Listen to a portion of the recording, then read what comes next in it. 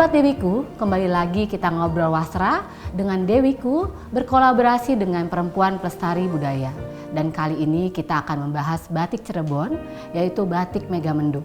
Di mana di sebelah saya sudah hadir Mas Dev Choa, seorang edukator wasra dan juga kolektor wasra.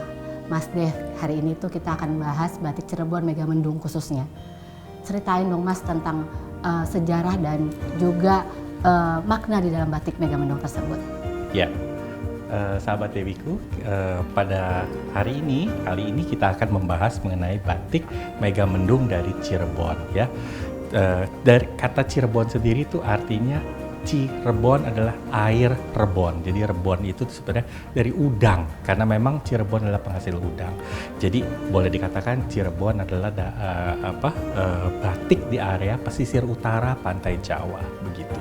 Nah, kalau mengenai cerita dari batik Megamendung, sebenarnya ini kita menarik masa yang ke belakang ya. Jadi dari abad ke-16 sebenarnya ketika Sunan Gunung Jati menikahi Putri Ontin dari Cina. Nah, disitulah terjadi persilangan budaya begitu. Memang tidak serta-merta batik Megamendung itu terjadi pada saat itu, tapi dalam perjalanan waktu timbullah salah satu motif yang disebut dengan motif Megamendung begitu, yang mengambil unsur awan begitu. Dan unsur awan ini bisa kita lihat nih kalau misalnya ke Kasepuhan Cirebon ya, di keraton itu ada di keramik Cina. Ornamen-ornamennya di keratonnya itu banyak banget ya Mas. Betul sekali, itu piring-piring lawas itu ya, piring-piring antik yang itu ditempel di depannya itu betul. Nah, itu ada beberapa yang menggambarkan awan-awan Cina begitu. Nah, salah satunya itu dituangkan ke dalam motif batik, yaitu motif batik Megamendung gitu. Nah, kalau kita lihat di sini bentuk dari batik Megamendung ya, ini ada yang vertikal dan ada yang horizontal begitu. Aslinya adalah bentuknya horizontal dengan bentuk awannya yang lebih bulat-bulat, tidak lancip atau runcing seperti ini.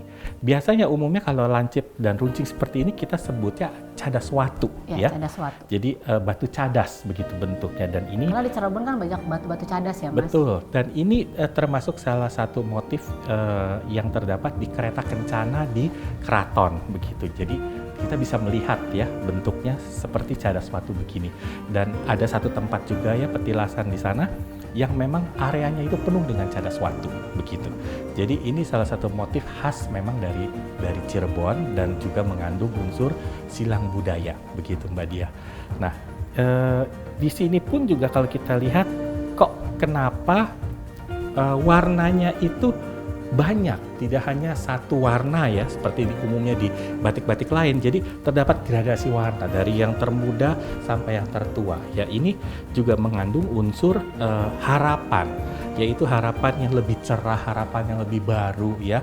Karena arti dari batik Megamendung sendiri adalah membawa keberuntungan, karena bentuknya itu seperti awan mendung ya yang akan membawa hujan ya.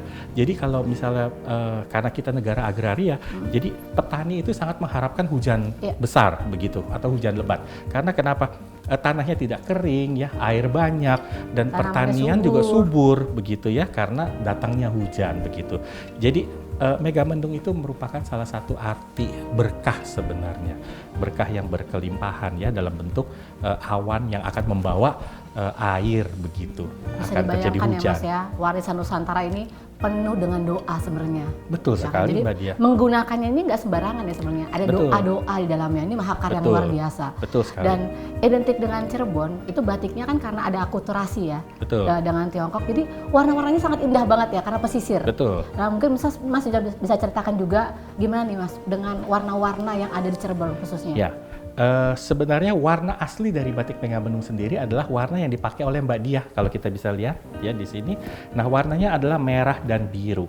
Nah, merah itu biru itu melambangkan awan, dan merah itu melambangkan egaliter daripada rakyat pesisir yang artinya berani begitu. Nah, di sini bisa dilihat warna ini kan terlihat menyolok sekali. Tapi memang seperti itulah tradisi dan budaya rakyat pesisir gitu, yang lebih terkenal akan kekayaan ragam warna, corak. Demikian juga karena perpaduan banyak asimilasi budaya. Jadi warnanya itu tidak redup tapi lebih cerah begitu. Itu adalah salah satu tipe dari batik-batik pesisir di utara Jawa begitu. Nah, lalu kalau misalnya kita lihat di sini ya, misalnya dengan dasar warna hijau dan pink ya, ini sudah mengalami perubahan secara modernisasi ya, karena balik lagi mengikuti dari kemajuan zaman. Jadi misalnya warna asli tadi yang merah biru lalu bisa berubah divariasikan dengan hijau muda dan pink seperti itu. Nah, tapi juga ada yang sesuatu yang memang memiliki arti, yaitu misalnya langit cerah ya. Jadi warna kuning seperti ini. Langit cerah yang dihiasi oleh awan-awan biru begitu. Nah, ini pada dasarnya untuk kita sebutnya tanahan ya, atau dasar dari kain ini diibaratkan sebagai langit begitu.